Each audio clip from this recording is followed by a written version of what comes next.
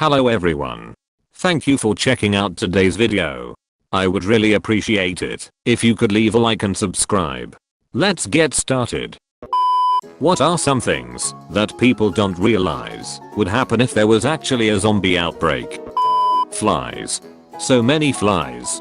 Can the flies spread the virus? Oh boy. Oh yes, and their ravenous taste for rotting flesh. Zombie flies. A lot of people would die from zombie bites, but even more would die from diseases only treatable with antibiotics, insulin, and chemotherapy. When the world collapses, everything collapses. You might dodge a zombie bite, but then die from a scratch on your leg from where you brushed against a rusty nail to make that dodge happen.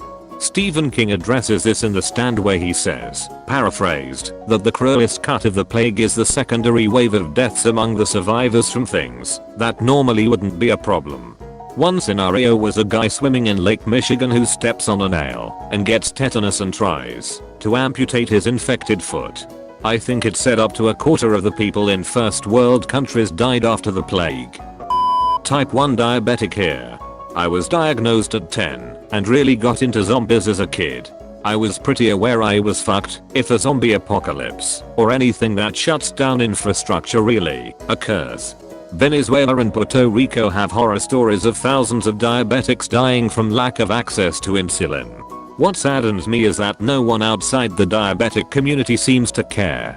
Same here. I mean, I'm also fucked without modern medical stuff. I'm paraplegic. I rely on catheters to empty my bladder. Once those run out, or hand sanitizer/soap, it'd be kidney infection, and then kidney failure city for me.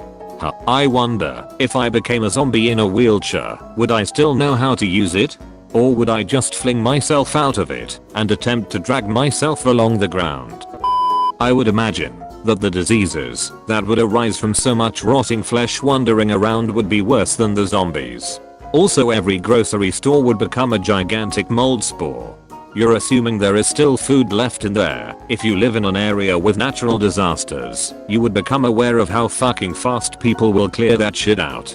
Even when they have to pay money for it, it looks like the apocalypse. Imagine breaking your glasses while fighting off zombies. Without my glasses, I wouldn't be able to tell the difference between a zombie and a survivor unless they're within arm's reach. Forget about sneaking around. I need my fellow survivors to identify themselves so I don't attack them. The entire world would smell fucking awful 24/7, especially the really hot countries, only until they completely dry out. Biting is a pretty bad way to spread a disease, so any outbreak probably wouldn't get far unless it has another vector left for dead had it spread like a flu before the real outbreak began. On top of that, some humans were immune to the disease, but still carried it, which caused massive devastation. Those are carriers. The only good carrier is a dead carrier. It's also pretty self-limiting. If the zombies take a while to die and reanimate, and they consume human flesh, eventually you get a horde big enough that any unlucky person they happen upon gets picked clean before they reanimate. And as a horde approached this size, the new zombies it added would be more and more disabled as they managed to consume more of them each time before they turned 28 days later handled this by making them turn way too fast to be entirely consumed and making the zombies not cannibals, just excessively violent and bitty.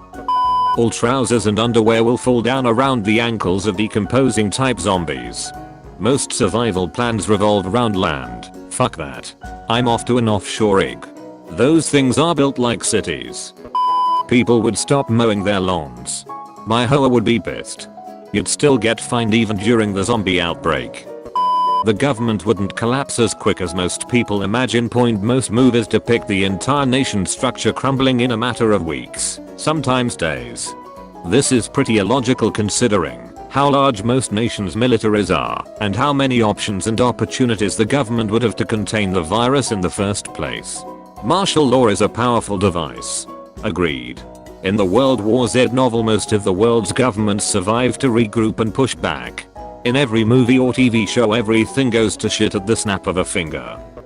Gasoline has a shorter shelf life than most people assume, so after a year nobody would really be driving anywhere. Bikes and horses, baby. Bikes and horses. If you can't properly care for them, Horses also have a shorter shelf life than most people assume. Most people assume they'll be one of the survivors holed up in a Walmart or Costco being badass with a crossbow when really, they'll be bitten and infected while on the toilet or pumping gas or some mundane shit. Someone slowly stumbles towards you as you're shitting Zombies get skinny so their pants would fall off and a bunch of zombie penises would be swinging around. What do you think zombie coochie feels like cold apple pie?